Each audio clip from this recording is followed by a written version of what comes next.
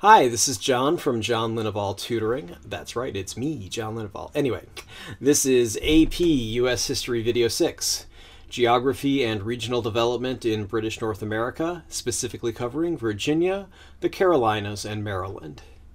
Please check out my website at www.johnlinevaltutoring.com, and don't forget to like this video, share it, and subscribe to my channel if you like this video. Thanks. Chesapeake and North Carolina.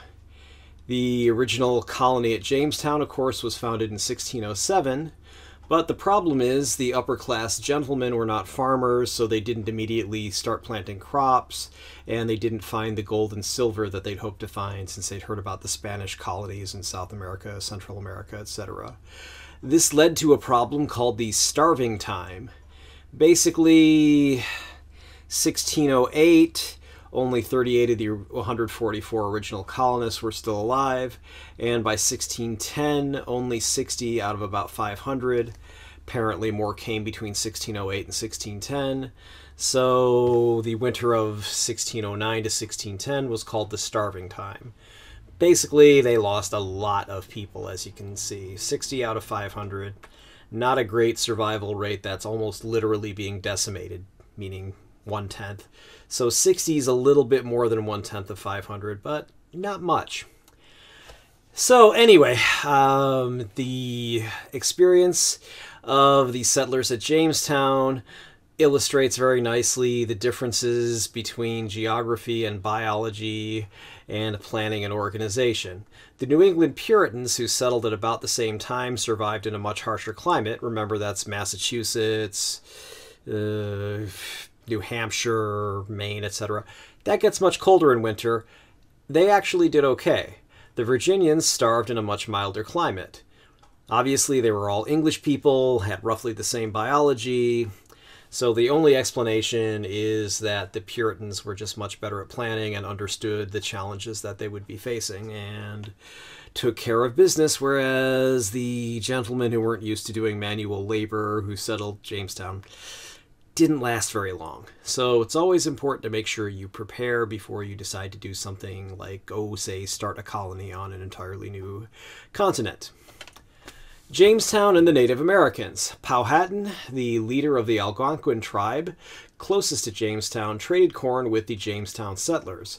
However, when the natives refused to trade more corn, probably because they needed to eat the corn themselves, the English raided the native settlements. The Jamestown settlement wasn't removed or destroyed, but relations between the Indians and English obviously became much worse. This foreshadowed native and English relations for, the next few centuries. Tobacco economy. There's a very funny routine by Bob Newhart from about 60 or 70 years ago where he speaks of an imaginary phone call from Sir Walter Raleigh from the Carolinas back to England. Obviously, there were no telephones back then, so you couldn't actually make a phone call, but we'll take a look at it. Or you can shred the leaves, put it in a little piece of paper, roll it up. You don't have to tell me what, you stick it in your ear, right? Between your lips. Okay, well, and then what do you do with it?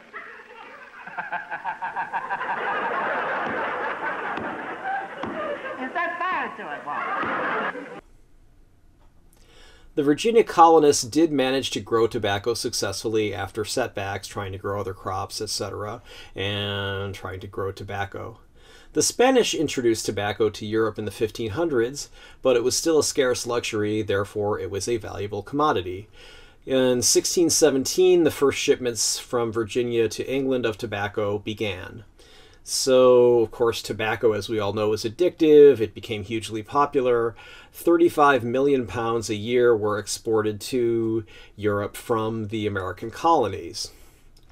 Tobacco requires huge tracts of land. If you're a Monty Python fan, you can remember the Holy Grail. She's got huge tracts of land. Anyway, you do need huge tracts of land, and also the tobacco itself depletes nutrients from the soil. Crop rotation, while it did exist, wasn't really well understood and completely practiced well enough to really support just planting tobacco on the same fields over and over again, or rotating the fields. So the solution used in Virginia was that the tobacco fields needed to be moved to new land every few years. Problem is, of course, that Native Americans or Indians lived on the, in quotes, new land and were probably farming it and using themselves and didn't want to leave. So that, of course, led to further conflicts between the settlers and the natives. And also, for something with a huge monoculture crop where you have all the same crop like tobacco, cotton, etc., anything else that you're growing in masse or en masse, in French, so to speak, is something where you need a lot of labor. So the cheapest way to get huge amounts of labor was through indentured servitude, indentured servitude or slavery. So that led to much more indentured servitude and slavery, where people would either be brought over and set free after a while, or of course slaves who were just slaves for the rest of their lives and their offspring were also slaves. Labor in the tobacco economy. Indentured servitude. People were promised a 50-acre, in quotes, head right if they moved to Virginia, but they had to pay roughly 1 year's salary from their agrarian jobs that they probably had in England. So what you could earn in a year as a farmer would be about what it cost to take the boat ride over to the New World, to Virginia, to become an indentured servant and get your 50 acres after you were done. So, wealthy Virginians paid the money in exchange for being a slave for 4 to 7 years. It worked well when it worked, but it also gave plantation owners an incentive to work servants to death. If the servant died, you didn't have to give the servant his 50 acres or her 50 acres when the servant was done, because the servant didn't finish the term because the servant died. Got it? So that led to slavery becoming more popular. The first African slaves were brought to Virginia in 1619.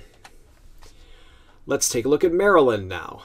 Maryland was founded as a refuge for Catholics. Mary, land, get it? Mary is, of course, the mother of Jesus, very important in Catholicism. So it's Maryland. Maryland, just like Virginia, used servants and slaves to grow tobacco. Maryland was the first proprietary colony, which is different from colonies founded by joint stock companies. The idea was that the proprietary colonies would be more loyal to the crown.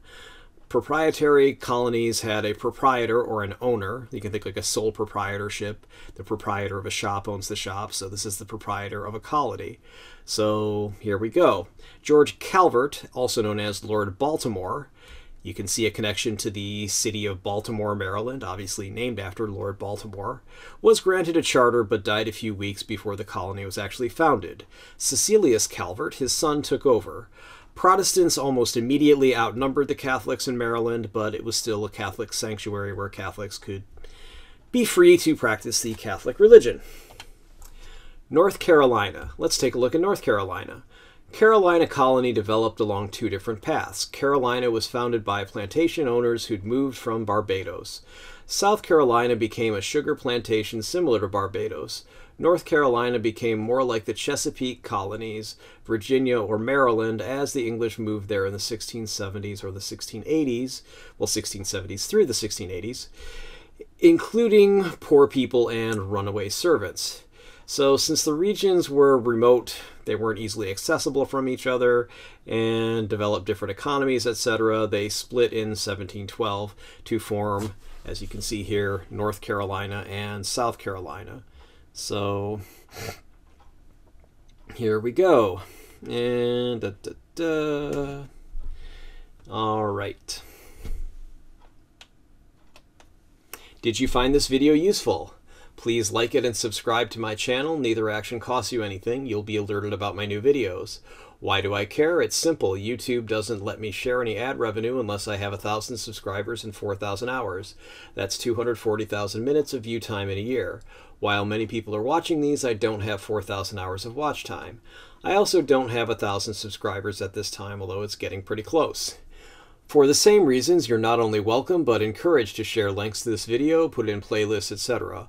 I'm always happy to read and respond to constructive criticism or suggestions for new videos. I'd appreciate your input. I reserve the right to delete comments from and block those who specialize in destructive criticism, trolls, or things that are off topic, spammers and disturb people. You can also hire me for tutoring. My contact information will follow this slide. And thanks for watching. You can contact me, Facebook, Instagram, email, phone, Facebook. I'm at www.facebook.com/Linneball Tutoring. Instagram, it's instagram.com/john.linneball.tutoring.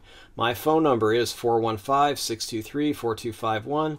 You can also text me at 415-623-4251. Email, john@johnlinneball.com. Website, www.johnlinneball.com or www.johnlinneballtutoring.com. They both go to the same website. My locals.com website is testpreparation.locals.com, and you can mail me at John Linneball Tutoring, 1859 Powell Street, number 109, San Francisco, California, 94133. And finally, note, this is not a substitute for your classes, your text, etc. This video is based on Barron's AP United States History Review Book, 4th edition, and any other sources that I've listed in the video description and my general knowledge of U.S. history. While this should help you do well on the AP U.S. History exam, I can't be responsible for what your teacher thinks is important and asks you about on his or her own tests, homework, etc.